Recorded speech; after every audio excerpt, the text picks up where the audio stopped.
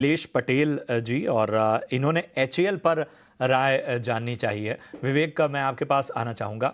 इनका सवाल है कि बजट तक एचएएल किन लक्ष्यों को हासिल कर सकता है, क्या नज़रिया बन रहा है? ज़रा बताएं एचएएल पर आपकी क्या राय होगी? बजट तक का नज़रिया पूछा है इन्होंने।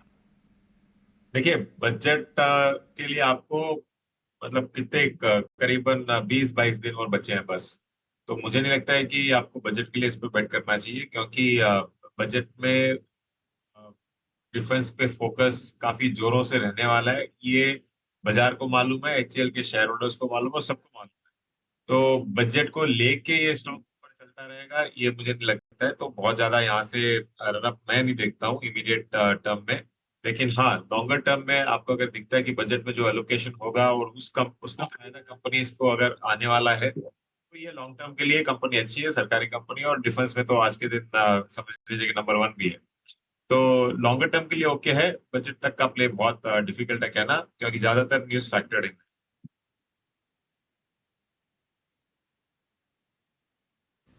ठीक है, तो ये है सलाह एचएएल पर आपके लिए। अब आगे बढ़ते हैं और साथ हमारे दर्शक फोन लाइन पर जुड़ चुके हैं अभिनव चेन्नई से। अभिनव, स्वागत है आपका। बताइए किस स्टॉक में खरीदारी कर रखी है आपने, किस भाव पर?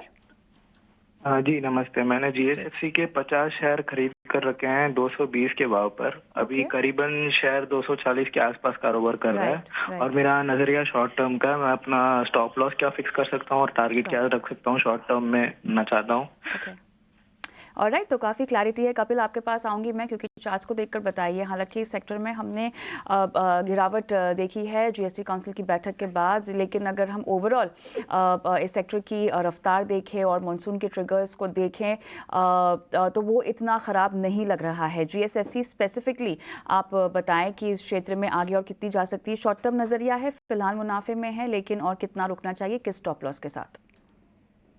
बेसिकली जीएसएफसी में काफी अच्छा मूव आया था। थोड़ा सा मूव इसका रिट्रेस भी हो गया है। अभी पिछले 4-5 दिनों से एक बेस बना रहा है। ट्रेंड इसका मैं साइडवेज टू पॉजिटिव में कह सकता हूँ। लेकिन दूसरे भी काफी सारे फैक्टर्स इस स्टॉक को अभी के जो टाइम में अफेक्ट कर सकते हैं। तो 242 है, स्टॉक को होल्ड करना चाहिए और नीचे में 235 के ट्रेडिंग स्टॉप लॉस यहाँ पे मेंटेन करने चाहिए। और ऊपर में अगर शॉर्ट टर्म की अवधि है तो पहला टारगेट हमें यहाँ पे 253 का देखने मिलता है और 253 का लेवल क्रॉस हो जाने के बाद में स्टॉक प्राइस के 266 के लेवल देखने मिलते हैं। तो 235 का ट्रेडिंग स्टॉप लॉस मेंटेन करें, हाफ प्रॉफिट बुकिंग 253 पे और उसके बाकी के हाफ क्वांटिटी 266 पे। इस तरीके से हम पिरामिडिंग वाइज स्टॉक को एग्जीक्यूट कर सकते हैं। ये है नज़रिया स्टॉक पे। हमारे